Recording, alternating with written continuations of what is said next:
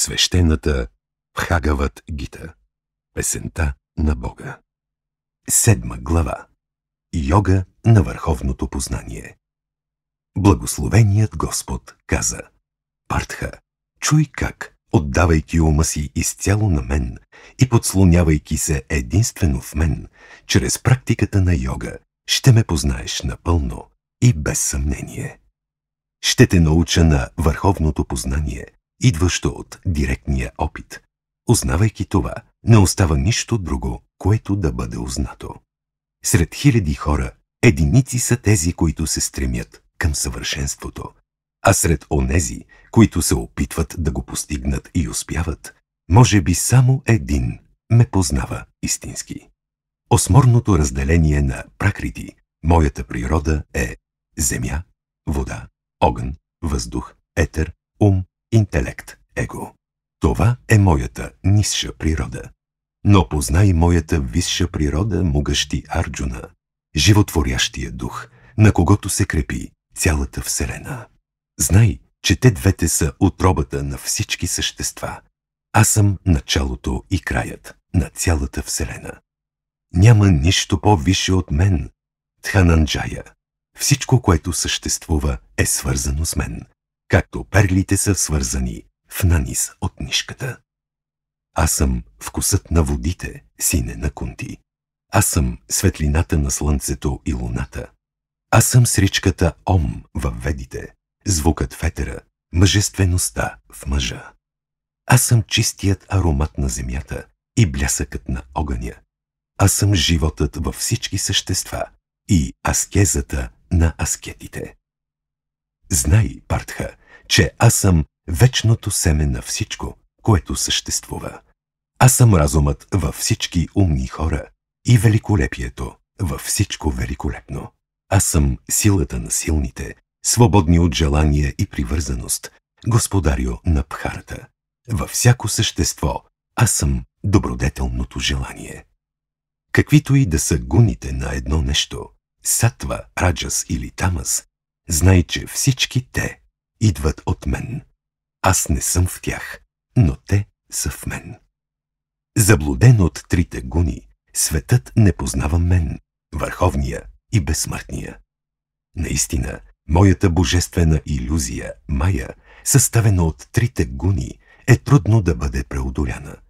Единствено онези, които се подслоняват в мен, излизат отвъд нея. Лошите, заблудените, най-нисшите сред хората, чието познание е унищожено от Майя, следват демонични пътища и не ме почитат. Съществуват 4 вида добродетелни хора, които ме почитат, Арджуна: страдащият, търсещият познание, стремящият се към богатство и мъдрият. Сред тях мъдрецът, който е неотклонно отдаден на единството, стои най-високо. Аз съм много скъп на мъдрия и мъдрият ми е много скъп. Всички те са благородни, но аз смятам мъдрия за самия себе си, защото с неотклонен ум той е установен единствено в мен като върховна цел. Накрая на много прераждания, мъдрецът се подслонява при мен, реализирайки, че Господ е всичко, което съществува. Такива велики души се срещат рядко.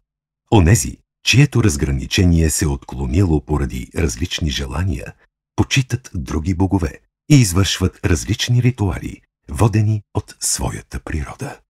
Независимо каква божествена форма иска да обожава човек, аз съм този, който прави вярата в него неотклонна. Изпълнен с вяра, той боготвори тази форма и така постига онова, което желае. Но в действителност аз съм този, който го удостоява с желаното. Плодовете от обожанието на онези, които имат малък ум, са временни. Поклонниците на божествата отиват при тях, но моите поклонници идват при мен. Не познавайки моята върховна природа, която е неизменна и трансцендентална, глупавите смятат мен непроявения за проявен. Тъй като съм скриван от своята Майя, родена от гуните, аз никога не съм проявен за всички. Заблуденият свят не познава мен като нероден и неизменен. Аз познавам, Арджуна, съществата от миналото, настоящето и бъдещето, но никой не познава мен. О, Бхарата, по време на раждането си всички същества попадат в заблудата на дуалността, породена от желанието и отвращението. Но хората на добродетелните дела, освободени от грях, преминават отвъд двойствеността и ме обожават с непоколебима решителност. Онези, които, подслонявайки се при мен, се стремят да се освободят от старостта и смъртта, ще познаят Брахман, ще узнаят всичко за индивидуалната душа и за действието. Карма. Всеки, който ме познае като стоящ в основата на всички елементи, всички богове и всички жертвоприношения, ще ме познае така и в часа на смъртта си, в пълно съзнание за мен. Така е казано в Бхагават Гита, същността на Упанишадите и науката за Брахман, свещеното писание на йога и диалога между Шри Кришна и Арджуна в 7 глава, озаглавена Йога на върховното познание.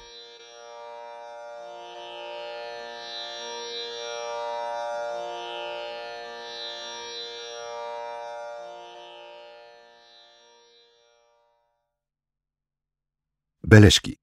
Според космологията на Самкия, 5 физически елемента са земя или всички обекти на твърдата материя, вода, всички течности, огън, всички видове светлина и лъчения, въздух, всички газове и етер, пространството.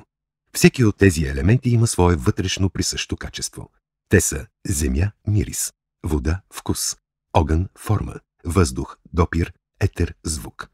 В този и в следващите афоризми Шри Кришна има предвид, че той е същността на всички елементи и цялата природа, висша и ниша. Каквито и да са гуните на едно нещо – сатва, раджас или тамас, светлина и мъдрост, действие и вълнение, тъмнина и инерция съответно. Гуните могат да бъдат определени не само като качества, но също и като енергии и начини на взаимодействие на енергията и материята. Майя е концепция от философията на Веданта, която обяснява относителната вселена. Според недуалистичната Веданта или Адвайта Веданта, Брахман е единствената реалност. Той е абсолютното битие, съзнание и блаженство. Той е безкраен, вечен и неизменен, отвъд всяка причина и следствие. От факта, че е безкраен, следва, че съществува единствено той. Не може да има нещо извън безкрайността. От факта, че е неизменен, следва, че Вселената на проявленията, както и нейното сътворение, съхранение и разрушение, са нещо нереално. Всичко това е така от гледна точка на абсолютното. От гледна точка на относителното обаче, не може да се отрече, че Вселената съществува. За обясняването на този факт, Веданта използва понятието майя, което означава както илюзия, така и невежество, незнание. На индивидуално ниво майя е силата на невежеството, която скрива атман, истинската същност на човека. Онези, които са заблудени от страстите и от дуалността, любов, омраза, страдание, щастие, болка, удоволствие, не могат да достигнат до правилно разбиране и познание в този свят, а още по-малко до духовното познание.